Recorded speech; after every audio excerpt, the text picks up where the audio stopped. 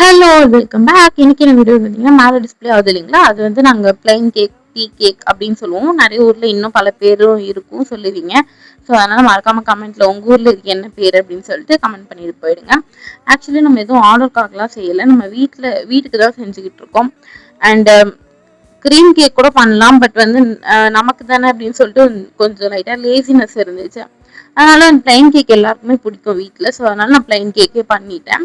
இது கொஞ்சம் simple and easy ப்ராசஸ்மே கூட.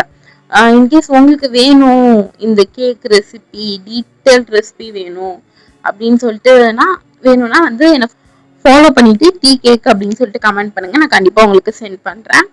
அண்ட் நான் ஒரு மிஸ்டேக் பண்ணிட்டேன் இந்த கேக் செய்யும்போது. என்ன அப்படின்னு பார்த்தீங்கன்னா, ஆக்சுவலி நான் அதை பண்ண டைமே வந்து ஒரு 11:30க்கு தான் நான் வந்து பேக் பண்ணவே போனேன். அதுக்கப்புறம் கொஞ்சம் பேக் பண்ணிட்டு நான் ஊற்றி வச்சுட்டு கொஞ்ச நேரம் வந்து மூவிஸ்லாம் பார்த்துட்டு அதுக்கப்புறம் ஆஃப் ஆனதும் நான் போய் செக் பண்ணேன், வெந்திருந்துச்சு. நான் ஒரு 40 மினிட்ஸ் தான் வச்சிருந்தேன். இன்கேஸ் நீங்க பேக் பண்ண போறீங்க அப்படின்னா வந்து கண்டிப்பா ஒரு 45 to 50 மினிட்ஸ் வைங்க, அது ரொம்ப பெர்ஃபெக்டா இருக்கும். நான் வந்து கூல் டவுன் ஆனதுக்கப்புறம் நான் கட் பண்றப்போ லைட்டா ஸ்டிக்கினஸ் இருந்துச்சு, பட் எந்த வித குறையுமே இல்லை. கேக்கோட டேஸ்ட் வந்து ரொம்ப சூப்பராக இருந்துச்சு. நான் எங்கள் அப்பாவோட ஃப்ரெண்ட்ஸ்க்கு கூடமே கொடுத்துருந்தேன், அவங்களும் சாப்பிட்டு ரொம்ப சூப்பராக வந்து ரிவ்யூ ஷேர் பண்ணியிருந்தாங்க. Okay bye, see you next video.